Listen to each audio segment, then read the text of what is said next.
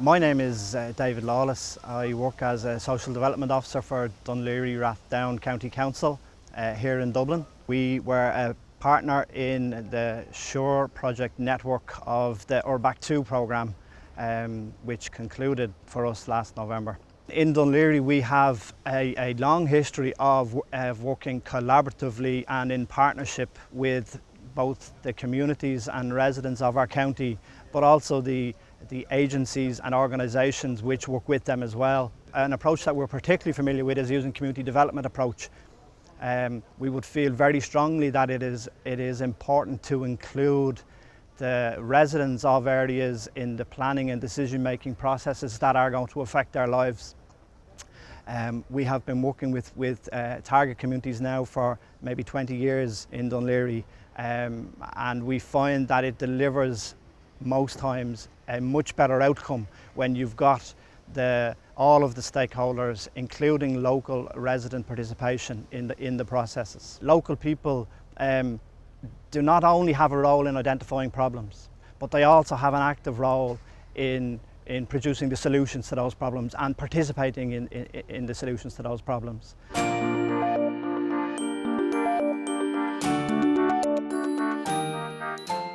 I think for any local support group to be effective in addressing its overall challenge and developing a local action plan, some of the key factors that I have found are required primarily are leadership.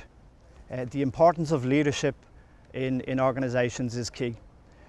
In my experience, where the senior management of organisations give their support and participate actively in the development of local action plans, all sorts of magic can happen. And where this leadership is missing, it usually creates a challenge and a difficulty. While we always try to get the senior decision makers in the organisations involved in the process, because ultimately they are the resource and decision makers.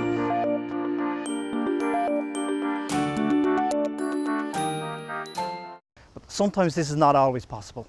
And for us, what we try and do is identify a key development worker within those organisations, somebody that we may have worked with on a different project who, while they're not the senior decision maker, they are very, very good and active on the particular issues. So we might try and identify an alternative person within an organisation who we can work with and who we can support.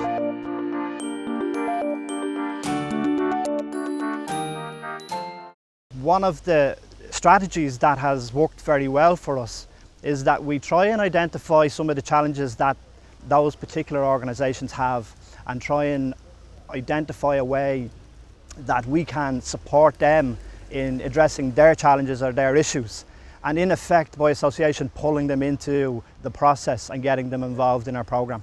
Organisations sometimes fear losing their visibility and their independence. We try and counteract this by being very clear about nominating lead organisations with the responsibility for delivery on actions, and we are very clear also that we will promote and give the credit to that lead organisation for the implementation of those actions. This we have found assists with the trust building process, and we have found that where organisations experience us giving them the credit for implementing their programmes, they are much more willing to work with us again in the future.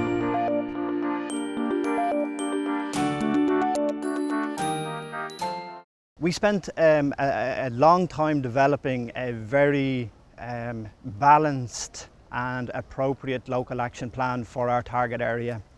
It was very important for our local support group that in designing and developing and producing the local action plan, we were very conscious that it needed to be balanced with some very practical, quick win actions that the local community could see taking place, coupled with some more longer term actions which required some significant investment in order to impact deep-rooted change that was required in the area. So we developed a balanced plan with a mixture of actions.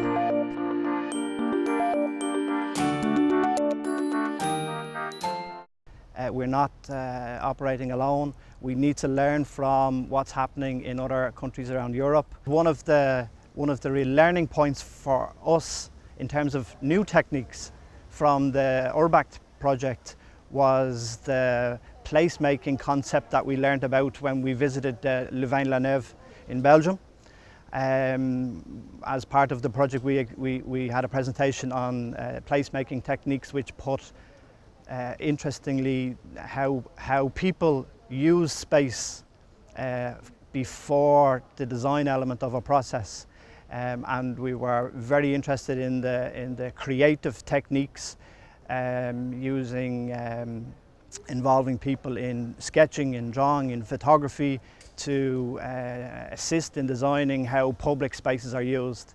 The learning from that we then practically used by taking back to Dún Laoghaire, and we hosted a national conference here in Dún Laoghaire on the placemaking techniques in Ireland.